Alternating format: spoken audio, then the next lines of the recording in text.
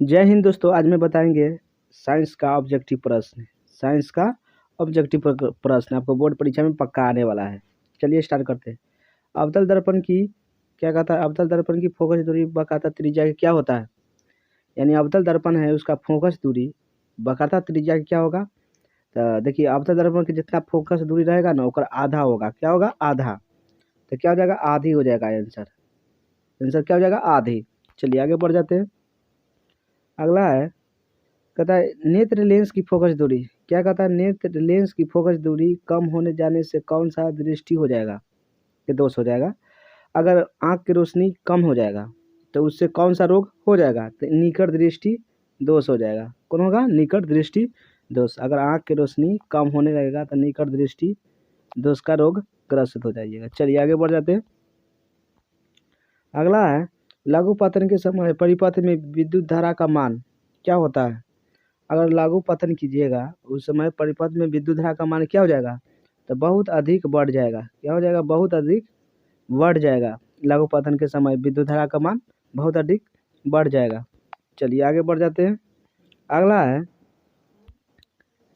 निम्नलिखित में कौन सा पद है जो विद्युत परिपथ में विद्युत शक्ति को निरूपित नहीं करता है? यानी विद्युत धारा को विद्युत शक्ति को निरूपित नहीं करता है। तो निरूपित आई आर स्क्वायर करता है, लेकिन आई आर स्क्वायर निरूपित नहीं करता है। ये दिमाग में बैठा लीजिएगा। लेकिन सब निरूपित करता है, लेकिन ये आपको बी वाला आंसर नहीं होगा। चलिए आगे बढ़ जाते हैं। अगला प्रश्न है, अभिनेत्र लेंस फोकस दूरी में परिवर्तन किया जाता है। अभिनेत्र लेंस फोकस दूरी में परिवर्तन किया जाता है तो किसमें?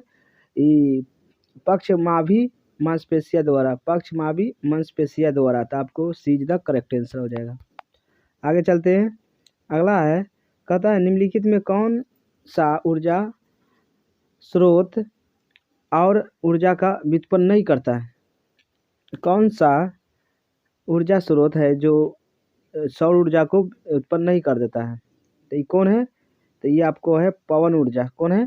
पवन ऊर्जा। पवन ऊर्जा आपको निरूपित नहीं करता है। तो आपको पवन ऊर्जा क्या हो जाएगा? आंसर हो जाएगा। B is the correct. चलिए आगे बढ़ जाते हैं। खिलौने में किस सेल का उपयोग किया जाता है? तो खिलौना किस चीज़ से बनता है? तो ये सूखा सेल से बनता है। किससे? सूखा सेल। सूखा सेल से खिलौना का उपयोग किया जाता है। आगे बोल देते हैं, प्रकाश की किरण गमन करती है। तो कोई भी जानता है प्रकाश सीधा रेखा में गमन करता है, टेढ़ा नहीं होता है। तो सीधी रेखा हो जाएगा। चलिए आगे बढ़ जाते हैं। अगला है, निम्नलिखित पदार्थों में कौन चालक है? तो चालक कौन है? तो निम्नलिखित पदार्थों में कौन चालक है? तो रबर तो चालक नहीं है, अबरक भी नहीं है, हीरा भी नहीं है। तो आपको लोहा में करंट जा सकता है। चलिए आगे बढ़ जाते हैं।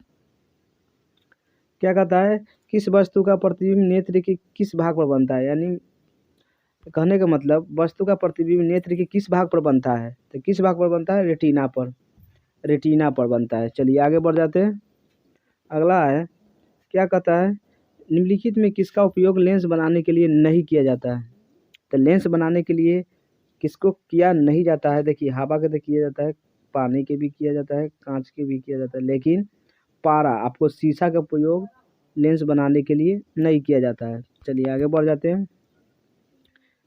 अगला है, कहता है देखिए, किसी माध्यम में प्रकाश की चाल 2 गुने 10 के पावर 8 है मीटर प्रति सेकेंड है। तो इसका अपर्तनांक कितना होगा? तो जब काटिएगा तब आपको आ जाएगा 1.5 यानी 1.5। चलिए आगे बढ़ जाते हैं। अगला है, विभवांतर का मात्रक क्या होता है? विभवांतर। विभवांतर का यानी विभवांतर यानी वोल्ट। क्या होता है? वोल्ट। विभवांतर यानी वोल्ट। चलिए आगे बढ़ जाते हैं।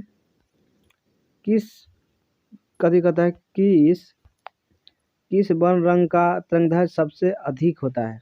यानी सबसे बड़ा होता है? तो सबसे आगाड़ी होता है लाल। तरंगदैर्घ्य में सबसे आगाड़ी कौन होता है? लाल। चलिए आगे बढ़ जाते हैं। अवतल दर्पण की फोकस दूरी होता है, अवतल दर्पण होता है ऋणात्मक। क्या होता है? ऋणात्मक। लेकिन वही उत्तल दर्पण चल जाएगा धनात्मक। उत्तल में चल जाएगा क्या? उत्तल दर्पण में क्या चल जाएगा? धनात्मक अवतल में ऋणात्मक, यही समझना है आपको। अगर धनात्मक नहीं लिख के आएगा तो इसे आपको लिख के आएगा, धनात्मक इसको कहा जाता है और ऋणात्मक इसको कहा जाता है, ऐसे लिख के आएगा तो आपको समझना है। अगर माइनस लिख के आएगा तो आपको ऋणात्मक, प्लस लिख के आएगा तो धनात्मक। चलिए आगे बढ़ जाते हैं। क्या कहता है देखिए, कहता है किसी अवतल दर्पण की फोकस दूरी f है, मान लीजिए फोकस दूरी, उसके ऊपर करता त्रिज्या, तो निरूपित कौन सा सही है? तो f बराबर r/2 होता है कि ना। अभी में गुना कीजिए तो 2f बराबर r हो जाएगा, ये है ना। तो r बराबर लिखा है तो 2f बराबर r, यानी r बराबर 2f। चलिए आगे बढ़ जाते हैं। न्यूक्लियस शब्द का किसके द्वारा दी गई है? न्यूक्लियस शब्द है, ये किसके द्वारा दिया गया था? रॉबर्ट ब्राउन द्वारा दिया गया, रॉबर्ट ब्राउन। चलिए आगे बढ़ जाते हैं। निम्नलिखित में कौन अनवीकरणीय ऊर्जा का स्रोत नहीं है? तो ऊर्जा का स्रोत का मतलब नहीं है, कौन नहीं है अनवीकरणीय का? तो बायोमास। कौन है? बायो गैस है, बायो गैस। चलिए आगे बढ़ जाते हैं। स्विच लगाए जाते हैं, तो स्विच कहाँ लगाया जाता है?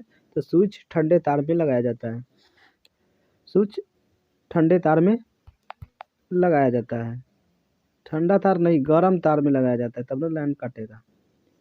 स्विच लगाया जाता है किसमें? गर्म तार में लगाया जाता है। तो गर्म तार क्या हो जाएगा? स्विच लगाइएगा तो ललका में लगाइएगा। चलिए आगे बढ़ जाते हैं। दर्पण का सूत्र होता है, तो दर्पण का सूत्र आपको याद करना है 1/v प्लस 1/u बराबर 1/f। आपको ए इज द करेक्ट आंसर है। और वह लेंस के पूछेगा तो माइनस में कर दीजिएगा, ई बी हो जाएगा।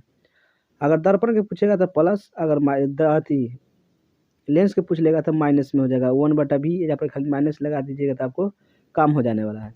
चलिए आगे बढ़ जाते हैं। टिंडल प्रभाव प्रदर्शित करता है, तो टिंडल प्रभाव क्या प्रदर्शित करता है?